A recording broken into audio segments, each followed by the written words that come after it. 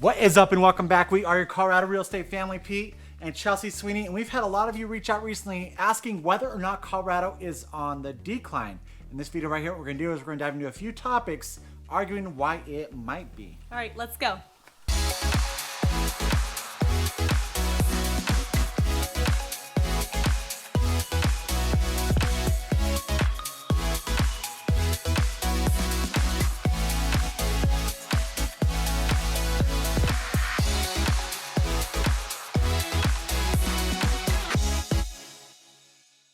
All right, we have come up with 4 different topics of why this actually might support the claim that Colorado is on the decline. And the first one is going to be population. So Colorado was actually ranked 9th as the most amount of people moving out in 2023. And for the first time ever in the first quarter, there was 3,000 more people moving out of Colorado than there was coming in. Now, we have seen this a little bit with, say, the real estate after we saw an increase in the interest rates and how that affected our market. A lot of you were calling it, is it still as hot as it was? No, not at all. It was not as hot as it was last summer. In fact, I feel like first quarter was probably the slowest we've had in many years. Oh, yeah. And we know that it's not exactly related to the interest rates, but there has been quite the correlation for us in real estate. But you're gonna have to stick around to the end of the video when we start talking about home prices for you guys. So stick around because you're gonna want to hear what those prices actually look like compared to other states. Now, so we can sit here and go into the numbers, right, and be like, all right, cool, yeah, 3,000 more people left in the first quarter as opposed to those coming into Colorado. But the real question is, why are people leaving Colorado? And there are a few different reasons. Real estate prices has been driving a lot of natives that were here in Colorado to places like Wyoming, Nebraska, even they're deciding to go over to Florida, all kinds of different areas. They're just like, you know what, it's becoming too expensive here for me.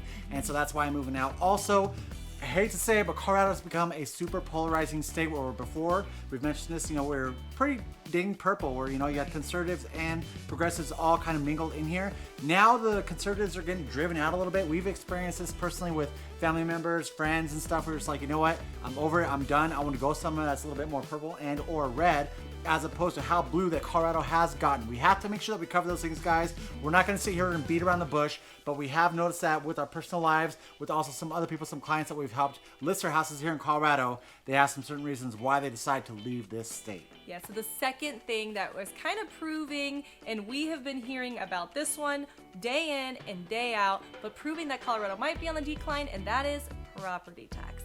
So Colorado has always been known, actually I believe the last time we did a video on this, we were one of the top states with the lowest property taxes in the country. A big reason for that was Gallagher. Gallagher, essentially what it did is it put a ceiling on how much those property taxes could be increased. That was just eliminated in the 2020 election. With that happening, we are seeing our property taxes go up like crazy.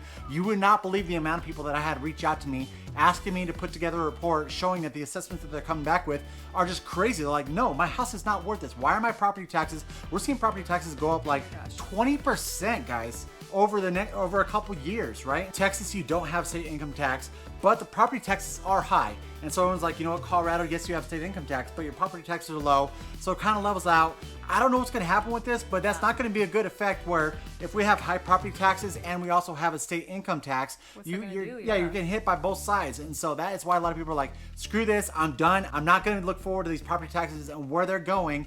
I know that the state of Colorado is talking about this because it is becoming a problem, but it's just one of those things I feel like it's a band-aid. Where Gallagher was great in the sense where it did limit how much your property taxes were going up. Now it's pretty much limitless, and with that being said, it's like Colorado's like, all right, how can we solve this problem? It's like, guys, the problem was already solved. That was called Gallagher. Why did you guys repeal it in the first place? Yeah. I know this wasn't the legislature. This was something that was voted on. The voters are the ones who did it, and now it's like all the time they're asking me like, why are my property taxes doing this? And I just say, Gallagher. I was like, we repealed Gallagher, and guess what? This is what happens. Yeah, so this is a topic of discussion amongst a lot of different communities. We're seeing it on a lot of community pages that we are part of everyone going on there saying, hey, what's everyone doing about the property taxes? Have you appealed them? What does that look like? And Peter can talk about how he sometimes has to pull comps, but you have to get things notarized in certain ways. They definitely don't make it easy. Yeah, they don't. They make it really hard. If I provide hard. my information to those people, we have to go and get that information notarized. Right. So they don't even make it easy in order to fight the assessment that came across.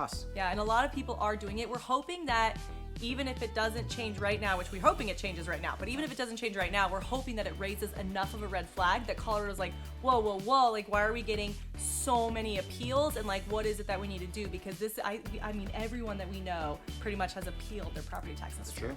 if you are liking this content, we always talk about the wonderful things about Colorado, but we do not shy away from some of the bad things. If you're liking this, please hit that subscribe button, give us a thumbs up, notification bell, because we put out these videos for you. Yeah, guys, I mean, just kind of going back on that, we do love Colorado overall. We think it's a great state, but at the same time, we make sure that we're raw to expose everything to you, because the last thing we want is you guys come back to us like, hey guys, you guys made it seem like this is a unicorn of a state. No, there are some downfalls. With that, if you are still looking at purchasing real estate here in the state of Colorado, give us a call or text the phone number right below.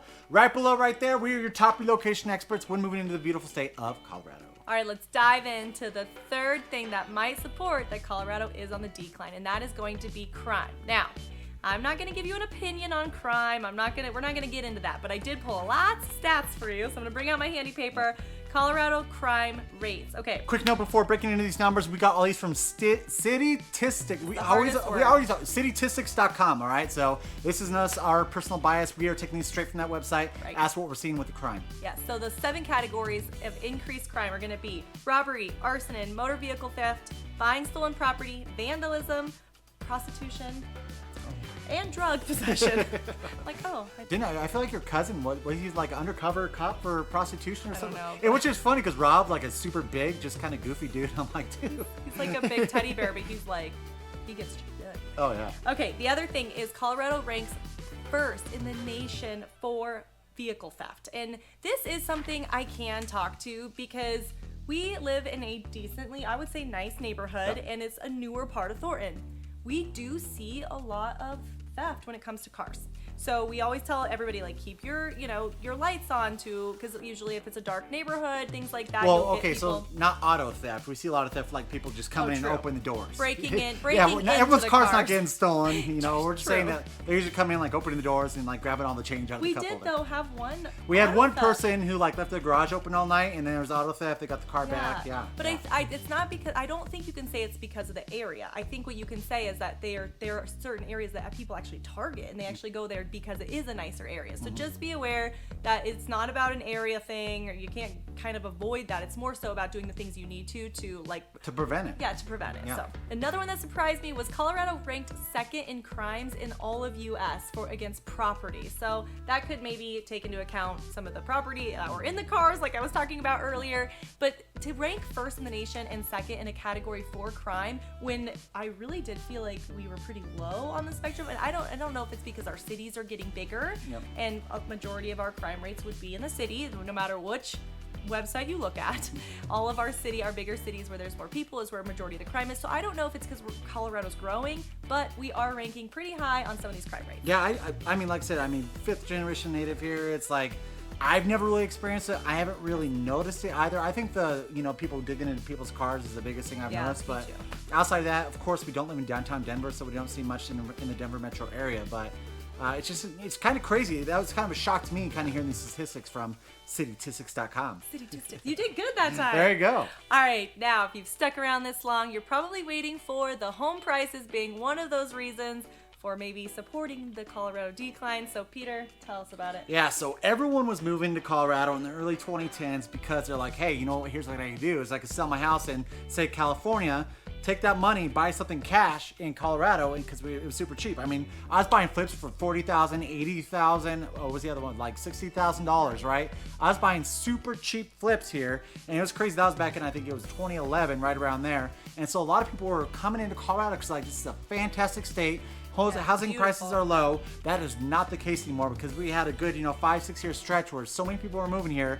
We had a ton of buying wars forever, and now home prices have gone up so much so. I'm going to compare it to a few of these other larger cities in the area that we see people coming from, and they ask all the time, like, I know I'm not going to get as much bang as my buck as I am from somewhere like, like Dallas, right? Where Dallas, you got a median sales price of $415,000. Quick note on that. I usually separate those where you have your single family and your detached properties. This is everything lumped into one sum. Let's go and break over to another city, and that is Atlanta. Atlanta is another place that we've helped out so many of you who are coming here. You got a median sales price in Atlanta of $399,000. Let's break down south into Houston, and when you got a median sales price of $325,000, that is definitely the cheapest of all these cities cities that I'm covering.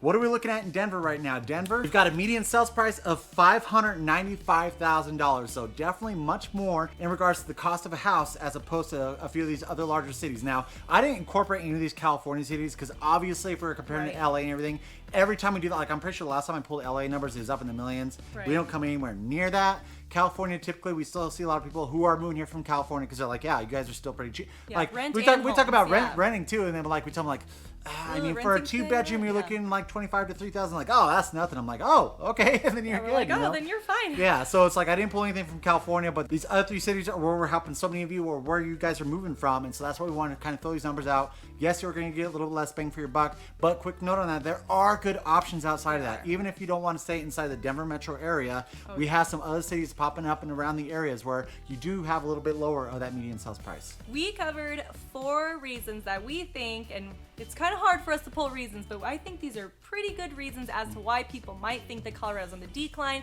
If you have any questions about these, please let us know. If you want to add some, comment down below. So we want to hear from you guys because we do these videos for you. Hit that subscribe